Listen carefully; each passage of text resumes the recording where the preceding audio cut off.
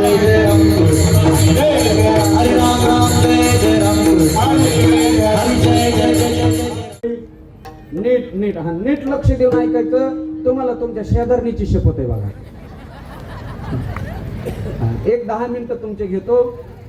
आज मी तुम्हाला राहिलेल्या 10 मिनिटांमध्ये आज मी तुम्हाला आता थाप टाकू नका, धुमाव थाप टाकू नका, काहीच नका, फक्त ऐका. आज मी तुम्हाला राहिलेल्या 10 मिनिटांमध्ये तुम्ही तुमच्या आयुष्यात कधी नाही ऐकलेला आणि उभ्या महाराष्ट्रामध्ये आतापर्यंत कोणी न सांगितलेला अखंड भारत देशाचा 2000 वर्षापासूनचा इतिहास सांगतो. थोडस लक्ष देऊन ऐका. आपल्या भारत देशाला एकूण 7 नावाने ओळखलं जात होतं. 7 नावाने: जम्बूयादी, भीमवर्ष, अजनाब वर्ष, आर्यव्रत, भारत, हिंदुस्थान आणि इंडिया. आपल्या भारत देशामध्ये इसवी पूर्व मध्ये चक्रवर्ती सम्राट राजा झाला, ज्याचं नाव आहे चक्रवर्ती अशोक सम्राट. अशोक सम्राट इसवी सन पूर्व संपलं, इसवी सन सुरू झालं. या भारत देशामध्ये 100 पासून शिक्के संवत्सर सुरू झालं. जे हिंदू धर्माचं पंचांग आहे ना, त्याच्यावरती शिक्के लिहिलेलं असतं. या भारत देशामध्ये 320 साली उज्जैनचा राजा भर्तृहरी. आवाज वाढू नका, आवाज कमी ठेवा. जसं आहे तसं ठेवा. या भारत देशामध्ये 320 साली उज्जैनचा राजा भर्तृहरी आणि त्याचा लहाना भाऊ विक्रमादित्य तो भारत देशाच्या गादीवरती राजा म्हणून बसला. आपल्या भारतामध्ये 712 साली सगळ्यात पहिले मोठे आक्रमण अरबांनी केली. या भारत देशामध्ये 1001 मध्ये महम्मद गझनीने आक्रमण केले आणि दिल्लीच्या गादीवरती स्वतः राजा म्हणून बसला. याच महम्मद गझनीने 1025 मध्ये गुजरातवरती आक्रमण केले, सुरतवरती आक्रमण केले. भारताच्या इतिहासामध्ये पहिल्यांदा सोरठी सोमनाथाची मंदिर लुटण्यात आली. भारताच्या इतिहासामध्ये अजमेर मधून सम्राट पृथ्वीराज चव्हाण नावाचा राजा झाला. या भारत देशामध्ये 1191 मध्ये सगळ्यात मोठी लढाई झाली, ज्याला तराईची लढाई म्हणतात. ज्या लढाईमध्ये सम्राट पृथ्वीराज चव्हाण यांना पकडून अफगाणिस्तानला नेलं, त्याचे डोळे फोडण्यात आले. या भारत देशामध्ये 1290 साली जलालुद्दीन खिलजीने खिलजी वंश स्थापना केली आणि 1296 साली त्याच्या सख्या भावाच्या मुलाने त्याचा खून केला आणि आपल्या सख्या चुलत बहिणी बरोबर लग्न केलं. अंडरलाईन करा, बहिणी बरोबर लग्न केलं. त्याचं नाव आहे अल्लाउद्दीन खिलजी. आणि याच अल्लाउद्दीन खिलजी पासून मुस्लिम समाजामध्ये भावकीच्या मुलीबरोबर लग्न करण्याची दुर्दैवी प्रथा सुरू झाली. या भारत देशामध्ये 1351 साली फिरोजशहा नावाच्या दिल्लीच्या गादीवरती बसला. 1459 ला गुरु नानक यांचा जन्म झाला. 1498 ला भारतामध्ये प्रथम एक पोर्तुगीज आला, ज्याचं नाव आहे वास्को डी गामा. कधीतरी शाळेमध्ये नाव ऐकलं असं वास्को डी गामा. आपल्याला शिकवलं वास्को डी गामा पोर्तुगीज होता, पर्यटक होता, तीर्थयात्री होता. पण ऐका, तो सगळ्यात मोठा भामटा चोर होता. कारण भारतातून परत जाता 153 सोन्याने भरलेले जहाज लुटून दिले होते. या ठिकाणी 14वे शतक संपलं, 15व्या शतकाला सुरुवात झाली. या भारत देशामध्ये 1526 साली अफगाणिस्तानातून बाबर आला. बाबरने इब्राहिम लोधीचा पराभव केला आणि दिल्लीच्या गादीवरती स्वतः राजा म्हणून बसला. हाच बाबर 1528 ला अयोध्येमध्ये गेला. त्याने आपल्या राम मंदिरामध्ये नमाज पाडला, म्हणून त्याच्या नावाने बाबरी मस्जिद तयार झाली. 1530 साली बाबर मेला. बाबरचा मुलगा हिमायम राजा झाला. 1556 हिमायमला हिमचा मुलगा अकबर राजा झाला. 1576 साली अकबर महाराणा प्रताप यांच्यामध्ये घनघोर युद्ध झालं, ज्याला इतिहासामध्ये हल्दी घाटी युद्ध म्हणतात. आणि 15व्या शतकाच्या शेवटी या देशामध्ये काहीतरी चांगलं घडलं. तो दिवस होता, ते तारीख होती 12 जानेवारी 1598 साली. याच महाराष्ट्राच्या भूमीमध्ये लखुजी जाधव यांच्या पोटी एक कन्यारत्न जन्माला आलं, ज्याचं नाव आहे जिजाऊ आई साहेब. 1598 साली जिजाऊ आई साहेबांचा जन्म झाला. 1599 साली ईस्ट इंडिया कंपनी स्थापना झाली. 1605 साली जहागीर मिळाला. जहागीरचा मुलगा शहाजी राजा झाला आणि 16व्या शतकाला सुरुवात झाली.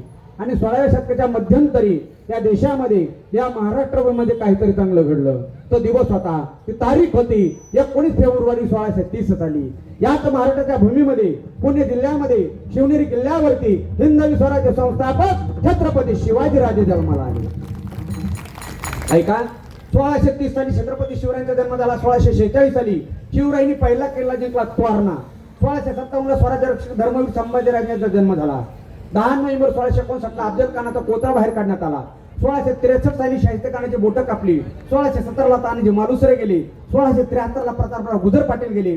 आणि दिनांक 6 जून 1674 साली या भारत देशामध्ये 32 मन सोन्याचं सिंहासन तयार झालं.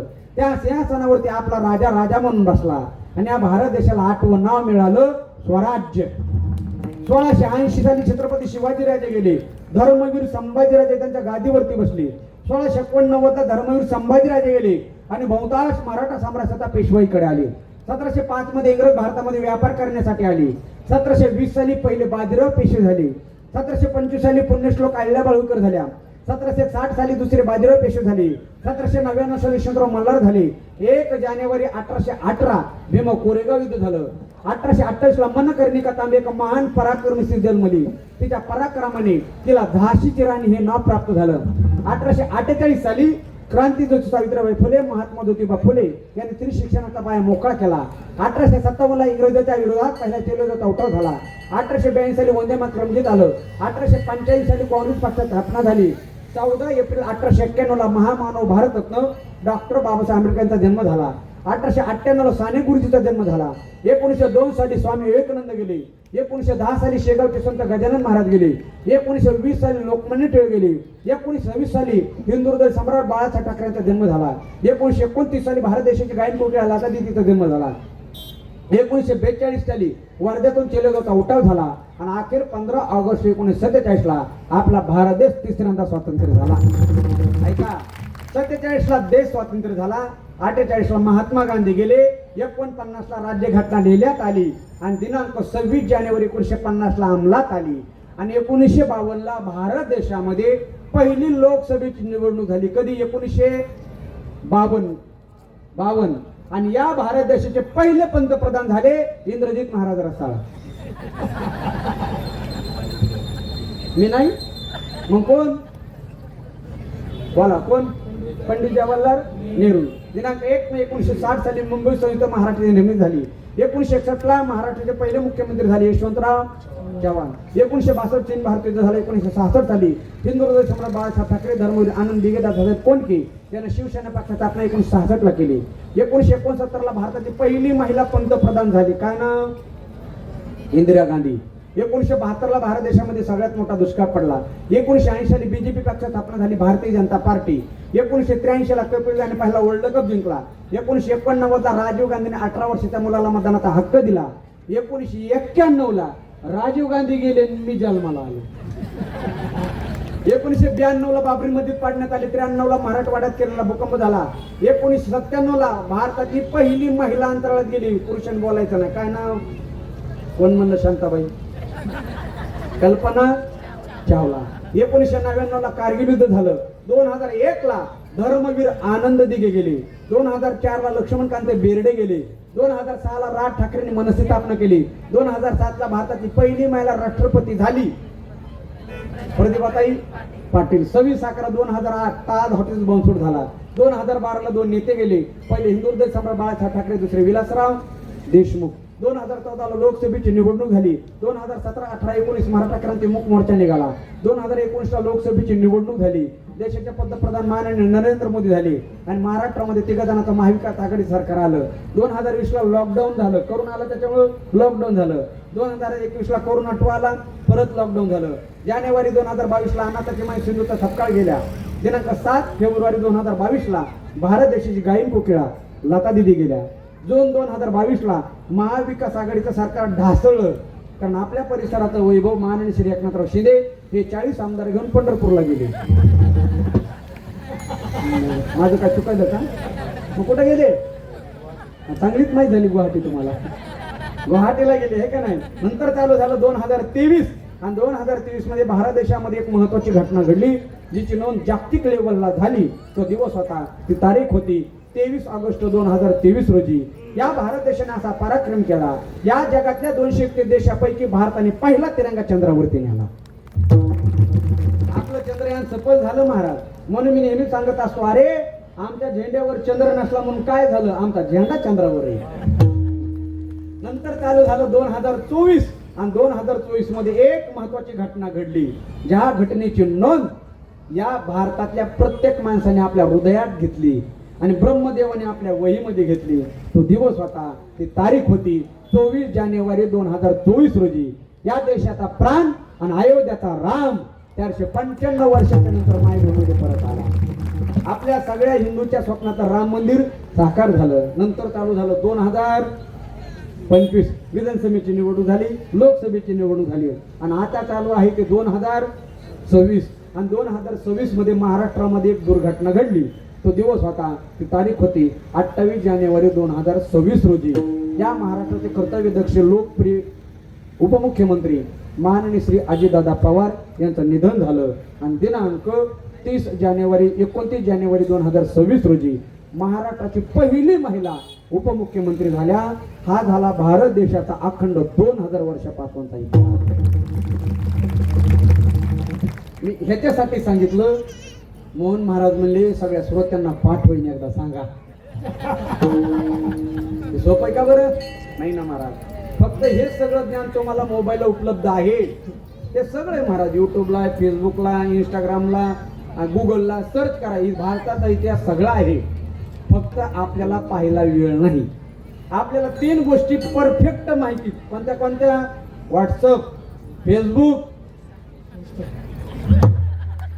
धन्यवाद इंस्टा सांगितल्याबद्दल. आहे का नाही? आपल्याला काही कामच नाही ना. आपण काय करतो? सकाळून अशा रील ढकलतो, दुपारून अशा उडीतो. आहे का नाही? खरं सांगा, 24 तासातला निमा टाईम मोबाईलवर चाललाय का नाही? लाबाड बोलायचं ना. कीर्तनामध्ये महाराज सोडता लाबाड कोणीच बोलत नसतात. आपला वेळ जास्त कशावर चाललाय? मोबाईलवर. म्हणून या व्यसनापासून सावध राहा. इतिहास जपा, इतिहासाचं जाण ठेवा. महाराज इतिहास लोपत चावत चाललाय. मी अहंकाराने नाही पण अभिमानाने सांगल, मी महाराष्ट्रातला एकमेव असा कीर्तनकार आहे. मला भारत देशाचा 2000 पूर्वीचा इतिहास थोडा, छत्रपती शिवरायांचा 42 पिढ्यांचा इतिहास पाठ आहे, महाराष्ट्राचा 10,000 वर्षापासूनचा इतिहास पाठ आहे. पण मी आज सांगणार नाही, कारण तुम्ही पुन्हा बोलणार नाही. है का नाही? खरंच तुमचं कौतुक करावं तेवढं कमी बरं का. या पुण्य पावन गणरायाच्या दरबारामध्ये अर्थात समस्त पिसाळ परिवाराच्या वतीने हा कार्यक्रम आयोजित केला. महाराज हा कार्यक्रम 1 दिवसाचा आहे.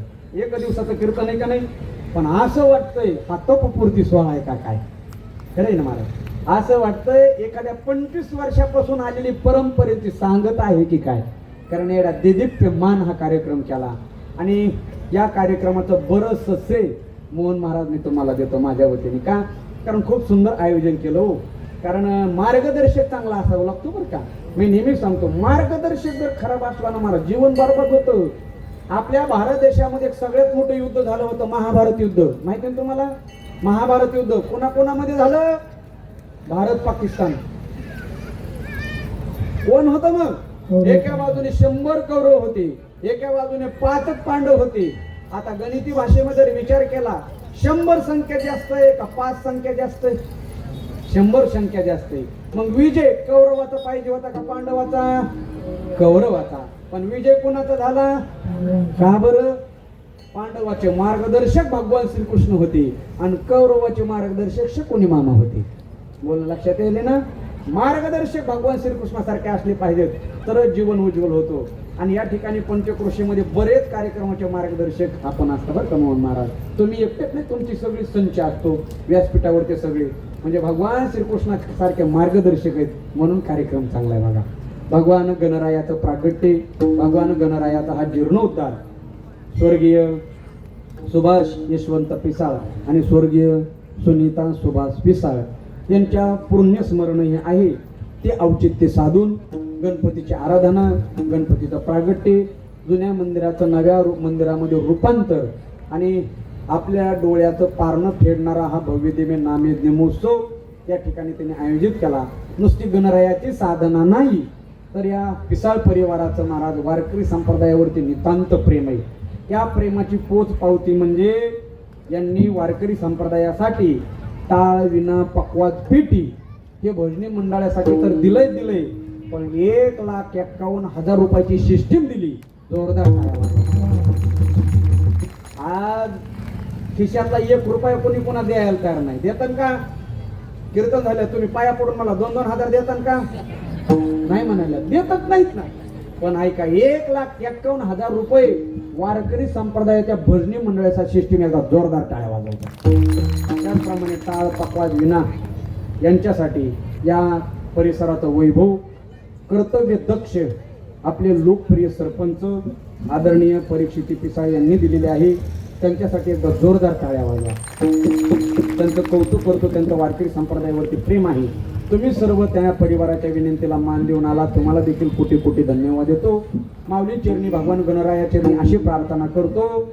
हा 1 दिवसाचा जीर्णोद्धार आज आपण केलेला आहे. हा वर्धापन दिन होईल, द्वितीय वर्धापन दिन होईल आणि 12 वर्ष झाल्याच्या नंतर हाच कार्यक्रम जागतिक लेवलचा व्हावा एवढी गणराया चरणी प्रार्थना आणि थांबतो. झालेली सेवा विश्व चैतन्य भगवान श्री ज्ञानोबराय, वैराग्य भास्कर जगद्गुरु तुकोबाराय, ग्राम दैवत भगवान गणरायाच्या चरण अर्पण आणि याच ठिकाणी सेवेला पूर्ण विराम. ज्ञानेश्वर महाराज